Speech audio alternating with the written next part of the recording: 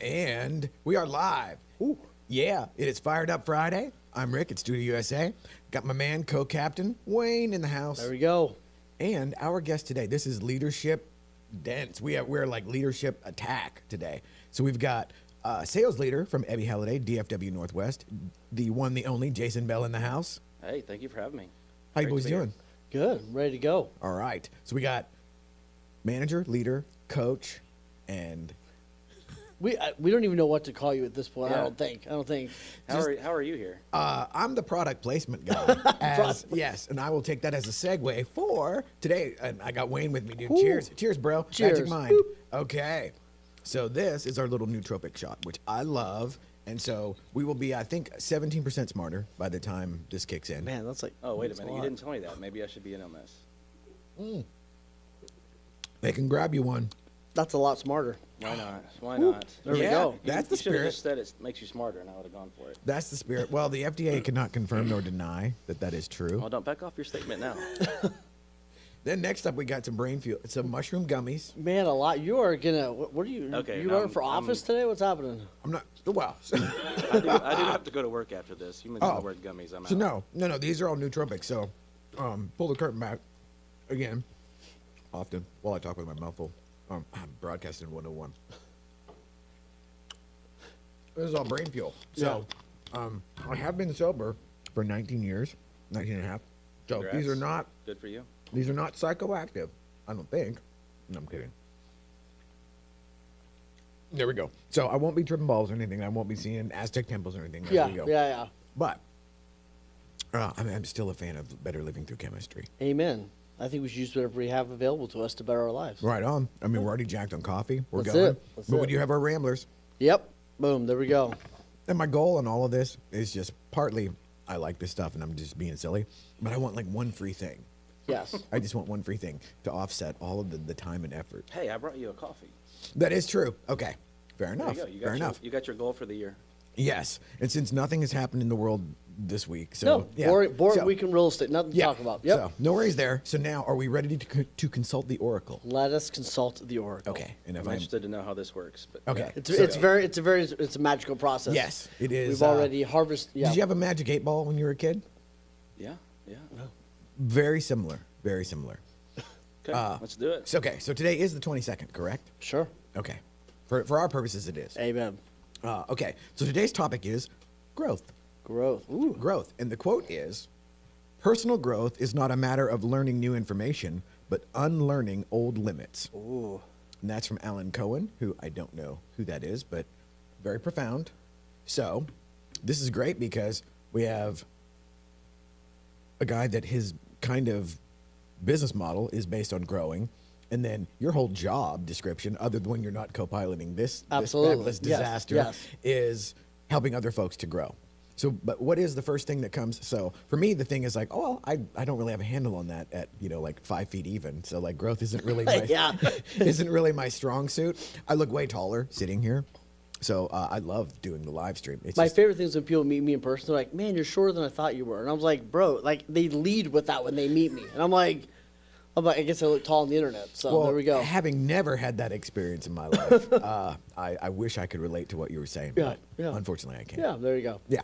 So what comes to mind for you guys as far as growth immediate, like just right off the top? Man, it's a hard thing to quantify, right? To be honest, it's a lot of it's mindset. A lot of it is being open to new ideas. I think you have to tackle every day with an open mind that whatever comes at you, you can handle. Nothing is too big to overcome if you I have the like right that. mindset. Anything is achievable. We're all given the same opportunities in life. Just go get it, right? Buckle down. But it is mindset. I think innately, I believe humans innately just have that voice in the back of your head that tells you can't, and it's able to control and squish that voice. And if you can manage that voice, I think growth becomes limitless, really. And I think the simple thing we've all heard is you're either growing or you're dying, which sounds nice. We've all heard the bumper sticker. Yet it is interesting that maybe one of you guys remembers the stat, like how much we grow, up until the point of like, 19 or 20 or whatever it is, and then it like stops. Like how many, like most people don't read a book after college, ever. Most people have not read an actual book after, right? It's insane. We do all this massive growth. You think about how much a kid learns from the age, 0 to 6 or whatever it is, and then it basically stops, 21, 22, 25. And then you just have the same experience over and over and over. So it's crazy that most people don't actually grow much. I think, based on my own experience, it's always I didn't grow until I had to. It was a lot of either whether it's adversity, a lot of times of my own design and my own making, but I would be painted into a corner. Yeah. And kind of what you said, along the lines of what you were saying, where okay, I learned all this stuff, read, write, arithmetic, or whatever, Yeah. up to a certain point, and then now I only want to focus on the stuff that I like. Yeah. And that usually ends in a cul-de-sac Yeah. of I'm not growing on any level. And then with me personally, there were the things where like my own picadillos and my Yeah. own habits ended up where, okay, now you've painted yourself into a giant corner and you are forced under duress. Yeah. And now in hindsight, I can look at that and say like, oh, awesome. But now, do you guys grow more in the difficult times or when, because like for me, if it's going good, I'm probably not going to change anything. I'm not going to do anything. So for you guys, what has been something that like actually spurred you on into a period where and for me, it's always hindsight where it's like, oh, that was a period of growth, apparently, Yeah. So for you guys, what is it like as far as your own experience with either personal or professional or actually I'd really like to know, like, where do those blend as Yeah. far as you guys go? Yeah. Well, and maybe if you break it down, it's like there's three kinds of people, right? People that don't grow no matter what, right? Like no matter how life is hard on them, they still never grow. Then there's people that, like you're describing, where most of our experience has been growing when we had to. And then I think that the most successful people, however you want to quantify that, are probably the people that do it before they have to. And like that's who I'm continually striving to be, not who I always am for sure, right? Like usually it's like, oh crap, it's bad enough now.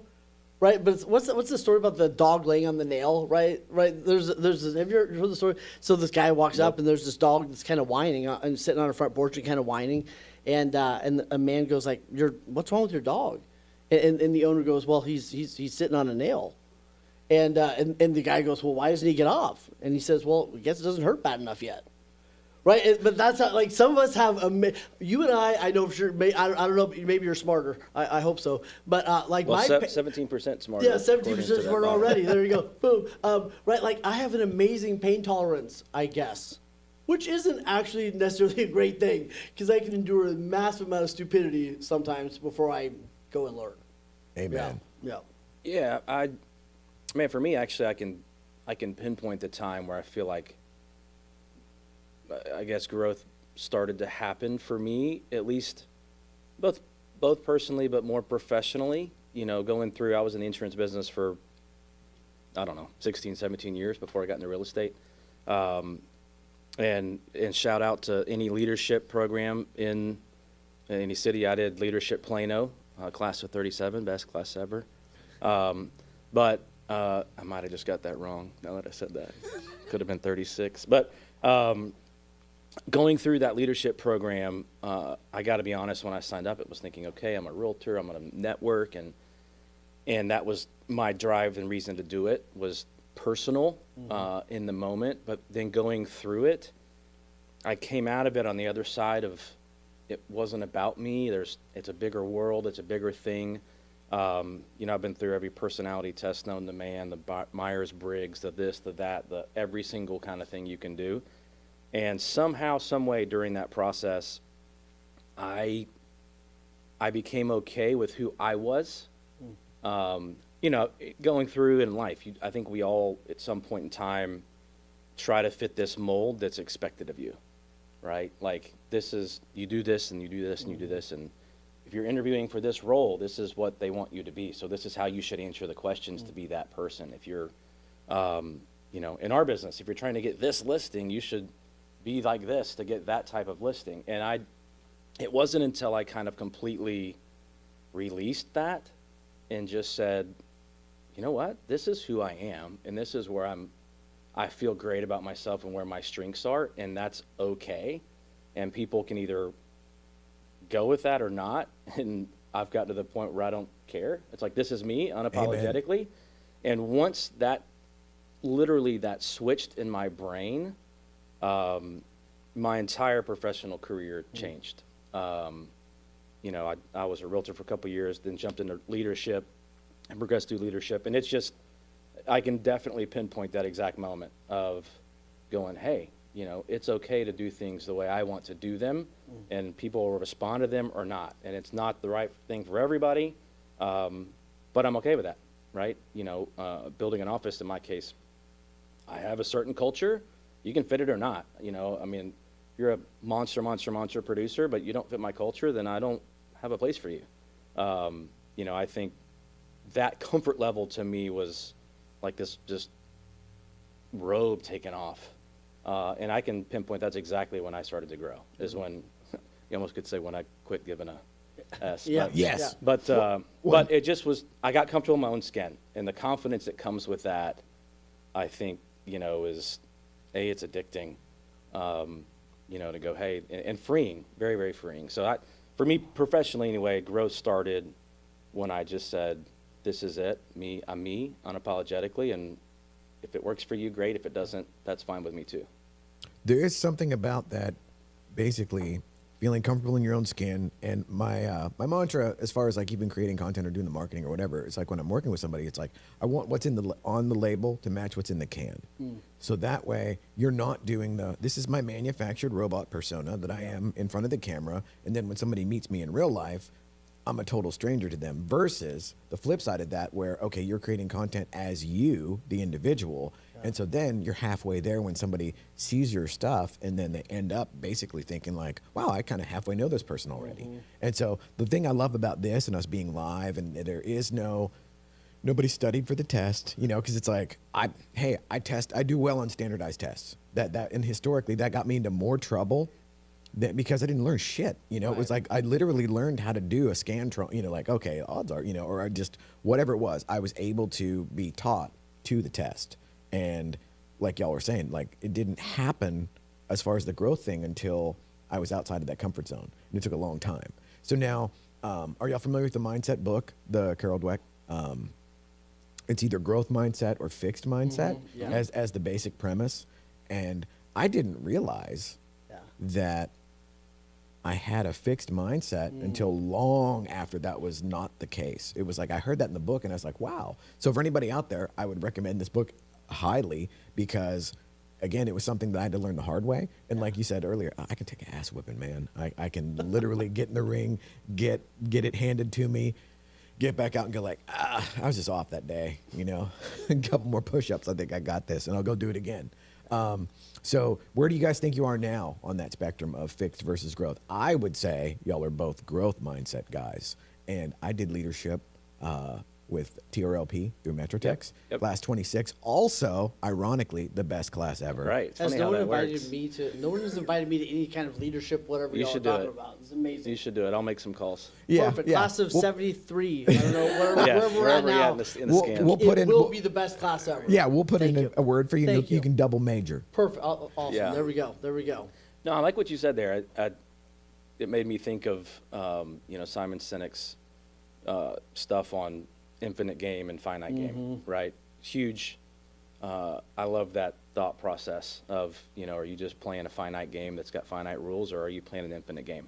And I feel like those that can shift their mind to play the infinite game are going to be well ahead. You know, on the growth side, I feel like I am constantly growing. This topic always, in my mind, brings up, it's not a Ted Lasso quote, it's actually a Walt Whitman quote of the be curious, not judgmental. My favorite scene of Ted Lasso of all time, you know, where he's doing the darts. Yeah, I love the darts. Yep. Yeah. I'm actually pretty good at this. And so that's kind of a theme in our office is be curious, right? Yeah. And I think there's so much power in that simple statement of be curious. You know, we all think we know everything.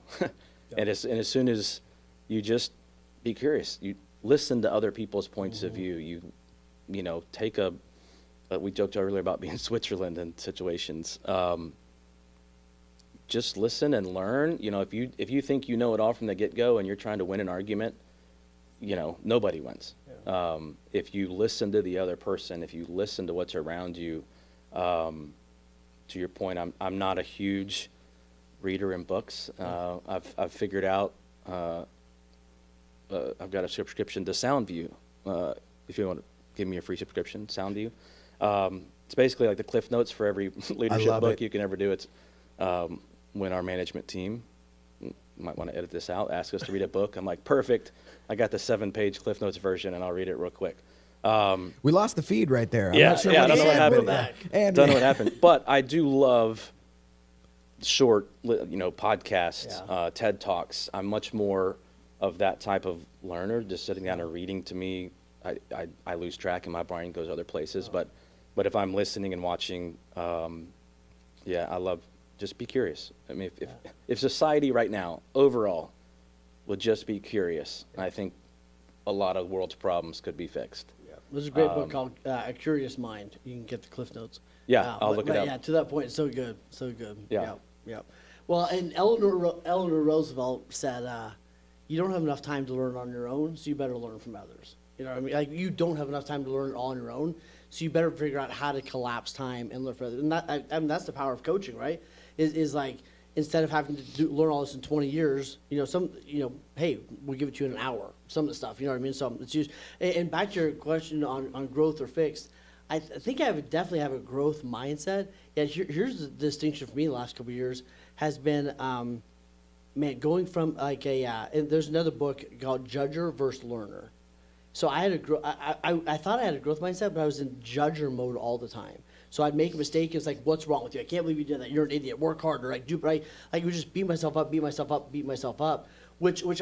actually, you know, a lot of high achievers I work with, it takes them, like, that gets you going, but it only takes you so far. Because at some point, you're just like a tired, beat up, wannabe high achiever. You know what I mean? And like, you can only do so much beating the crap out of yourself. So learning the distinction between, I can have a growth mindset, but go from judger into this learner mode, which is like, okay, I screwed up, but what can I do different next time?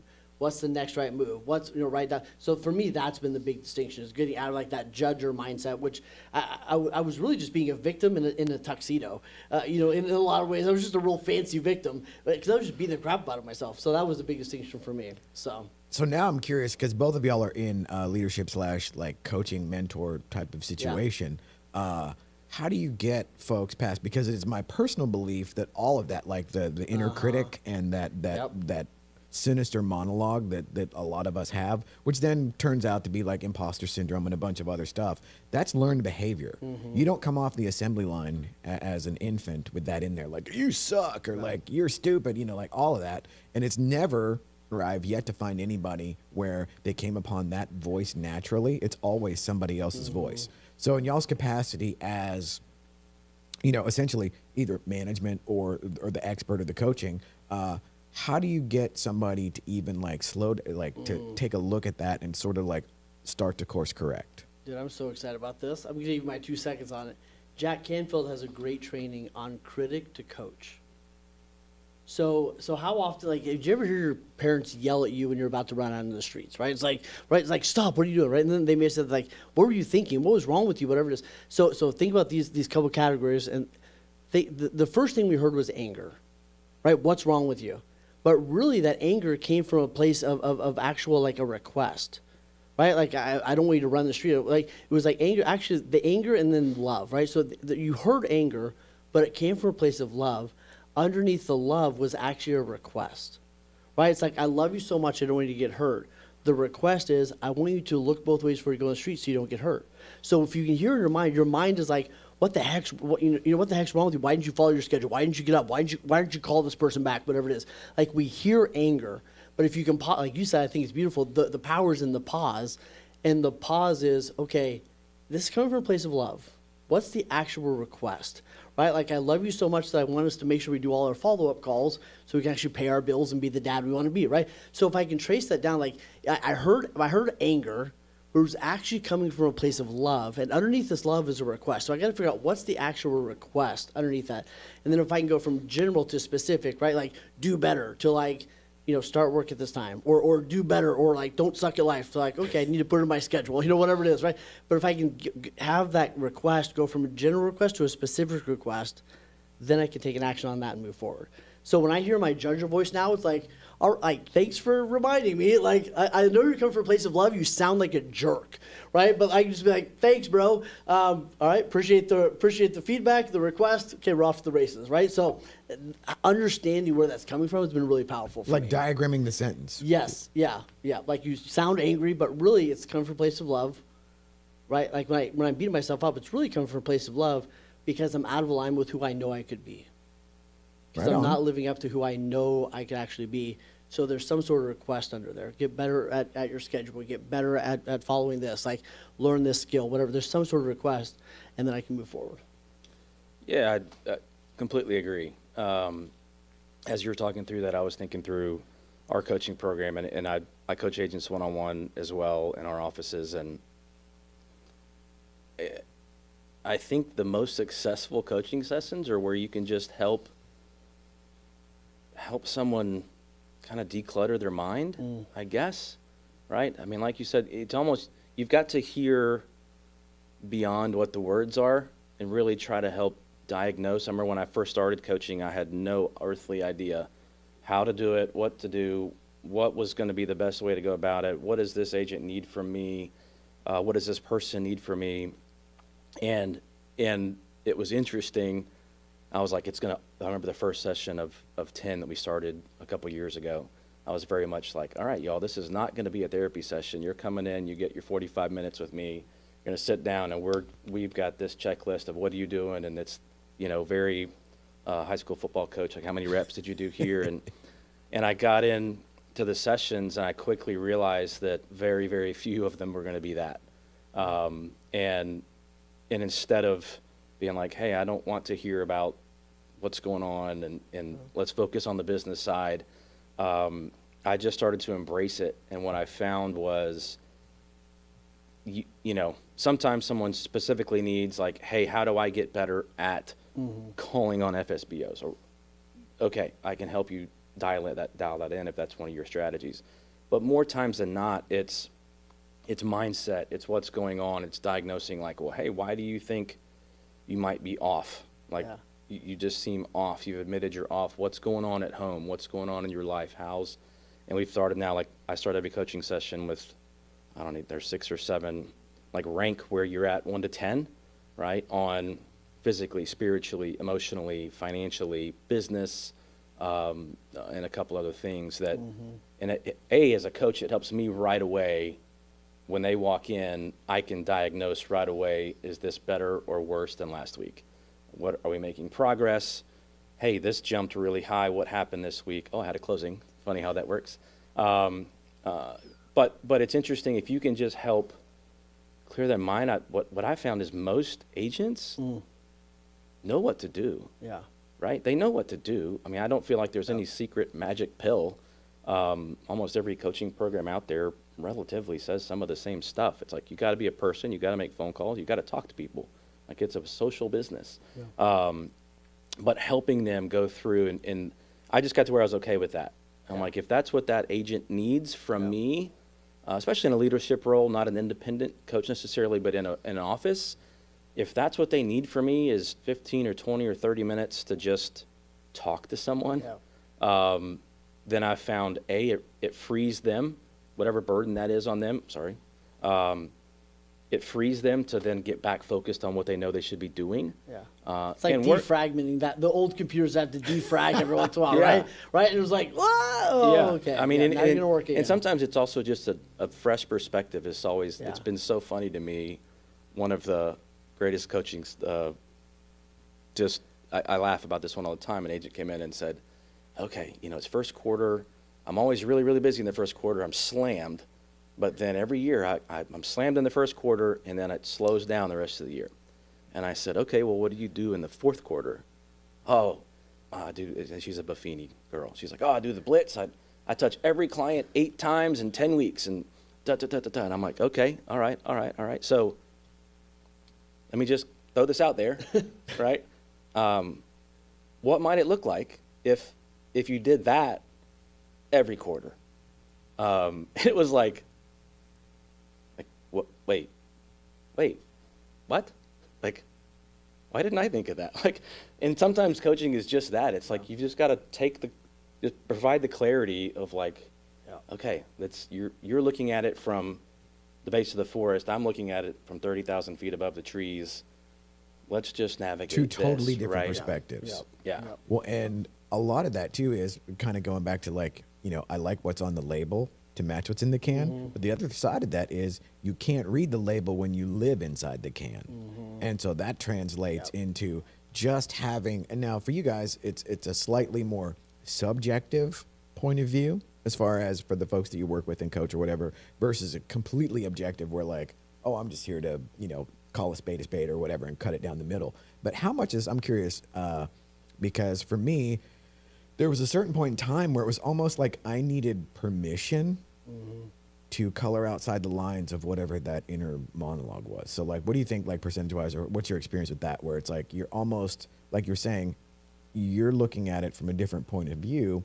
And at the end of the day, because like my whole thing is like, I'm sitting here hearing you guys say like, oh, these folks come in and they already know what to do. And like one of your mantras is like, what is the thing that you're not doing right now that you should be doing?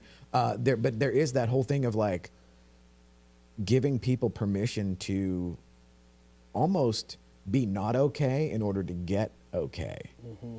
Yeah, I think it's fun. We've never talked about this, I don't think, but I think it's ironic to use those words because I use those words exactly all the time. Give yourself permission to blank. And I didn't come up with it. It was in a book somewhere. I don't know the author. I don't know where I found it, where I heard it, or someone told it to me. But give yourself permission to blank is such a powerful place to be. Of hey, give yourself permission to put the phone down for an hour at night and have dinner with your family, right? Like I'm telling you that as your coach. Turn it off, right? Give yourself permission to go to the gym. Give yourself permission to try this. And try to open their minds up to that, because most, I know this is a Real Producer podcast and event, and we're talking mainly to our Real Producer audience, which are highly driven, highly successful, go folks, typically. And it's almost like, hey, give yourself permission to take a breath. I had that just last week in a coaching session. Agent came in and was having a fantastic first quarter, and I just said, hey, do you want to actually talk, or do you just want to put your head down on the desk for 30 minutes? Like, you need to give yourself permission to breathe and live your life. And I think it is. It's a mindset thing of freedom of like, okay, I don't have to be everything to everybody 24 hours a day. And if I can give myself permission to whatever that is for you, go to the gym for me, or whatever. It's like, I got to give myself permission to do this and not feel guilty about it. And this is my time to go do it. And I'm not gonna, this morning, somebody texted me early and I'm like, hey, seriously, it's 7:30. Like, I'll holler at you in a little while.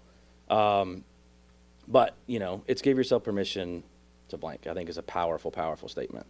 So what about you? You're in the permission granting business, I do believe. Yeah. I think that it's interesting the bullshit rules that we end up living by that we didn't realize we established. Right? So it's like, oh, I can't blank until this. Or hey, to be a good, like we talked about a couple weeks ago, hey, to be a good mom, I have to sacrifice. Like, there's all these rules. So I think a lot of it's permission, but a lot of it also is just like forcing, or forcing may be the wrong word, but creating a space to allow, like you said, like we talk about the snow globe, right? Like most people live in that snow globe and it's just shooken up all the time, right? It's like I get in the car, the music comes on, I wake up, I check my phone, right? And we're just go. And it's like you're living in a blizzard and you can't see 2 feet in front of you. Yeah, the whirlwind. Yeah, so a lot of times, like coaching, and I mean, I would ask everybody to think about this, like, are you haphazardly reflecting or are you intentionally reflecting? And I think there's a massive difference because I think a lot of us haphazardly reflect, which is like, last week sucked, I got to get better at life, you know what I mean? And it's like, not super useful, you know what I mean? But like intentional reflection is like, all right, what went well, what didn't go well, what would I do again? What would I not do again? Right? It's actually taking a minute to give a rip about your life, right? And there's some activity. One of the activities we have is like take 15 minutes to save you 5 hours. But it's like do intentional reflection instead of like haphazard reflection. And I think that's a huge difference. And it's one of the gifts that we give our clients. It's like, let's take a second, actually intentionally reflect so we can make some decisions and move forward. I love it. Yeah, Okay. it's the same. I use the words, or I've read the words. Are you on purpose or are you by accident? Yeah. Yeah. Right. Same exact concept. And my mom might be watching somewhere, and she's going to yell at me. Is it on accident or is it by accident? I would What's say the- by accident. By accident, on purpose, but by accident. We got here by accident, or I got here on purpose. I mean, that's grammatically, that sounds okay. Yeah. I'm Anyway, still working on English, so Yeah. I remember they tried to teach me. 17% is not No, kicked in no. yet. They tried to they tried to teach me French back in the day when I was in school, and I was like, I don't have the first one down. I don't know why are we adding an X? what- You know, like can we why? get English first? Like, yeah, it's gonna be a minute. Well, and maybe now this made us like 17% more likely to question ourselves. And Yeah. no, I'm kidding. I'm kidding. I 17% love this. more No. reflective. Yeah. That's just what I need to get yeah. more into my head. Yeah, To my absolutely. French teacher, I'm coming back. Yeah. Yeah. Everybody, just think about it more. You know? Yeah. Just, yeah. So for 2024, just a final thought on growth. And what would you say to somebody that is wanting to be different than where they are right now, but doesn't know what to do or is scared to know what they should do? So I would say two things. One would be like fall in love with the journey as much as you fall in love with the result. Like fall in love with learning how to cook as much as you in love being a great cook. Like just fall in love with the journey. I think is huge. The second thing I would say is one of the things that I see a lot of high achievers do that I think actually does more damage than good sometimes is they're listening to 700 podcasts. They're reading 15 books at a time. They're going to 83 different courses, right? So like sometimes it's almost like they go way far the other way, and it's so much that they actually get nothing. So one of the things I'll do with my clients is we'll do like a growth plan or whatever it is, and it's like they'll choose one thing a month or one thing a quarter, and they may read 3 or 4 books, but it's on that one thing. They may go take a course, but it's on like focus in on instead of trying I'm going to get better at everything. It's like, hey, this month I'm going to get better at Excel, right? And they take an Excel class and whatever it is, but like they pick kind of one thing at a time instead of just like a bombardment of massive information you actually don't do anything with. So be more intentional with the actual growth as well. I love it. Yeah, I would. I think I would just say focus on the horizon, right? There's so much noise going on in our industry in the moment, in particular, and if you can just tune that out, right? I've always been. If you ever see me on social media, I'm huge on sunsets and sunrises. It's just kind of my focus every day, and it helps center me of that's the goal, that's the horizon, that's where I'm headed. You know, the number one way to not be seasick is to focus on the horizon. It makes everything less bumpy, right? So I kind of coined that into my mindset of just, hey, focus on the horizon and everything gets less bumpy. Yeah. So if you can just tune out the noise, the sky's not falling, everything's going to be fine. The tried and true that work hard, do things the right way, focus on clients, focus on relationships and growth, we'll be just fine. Yeah. I'll say one last thing on that. You know, we talk about I won't open up the can, but we talk about the NAR, all the stuff that's happening, right? And I think the best call that I've heard so far is the one I did last week, which is on Ironically. YouTube. Little subtle plug. No, but here's the only thing I would say on that. And I think it goes back to this. There's two kinds of people right now. The people that resist and resent are going to get their teeth kicked in, right? The ones that like, this shouldn't be, and this is bad for these. Like, unless you're going to run for office, like, don't talk about it until 6 o'clock. Like, do your job. Like, that's a 6:30 conversation, right? Like, do your thing, right? So if you resist or resent, that's going to be the biggest thing. That's going to be the enemy that destroys your business the next little while, if that's where your head's at. So you can either resist and resent and oppose, or you can compose. And one of my coaches said that to me a couple months ago. Hey, this is an opportunity to oppose, right, or compose. And I think it's a beautiful time to compose, right? What am I going to do different? What do I need to learn? This is beautiful. Yeah, Right on. well said. Pick one or the Well other. said. All right. With that, we are out. We good? Yes. Oh my gosh, that was.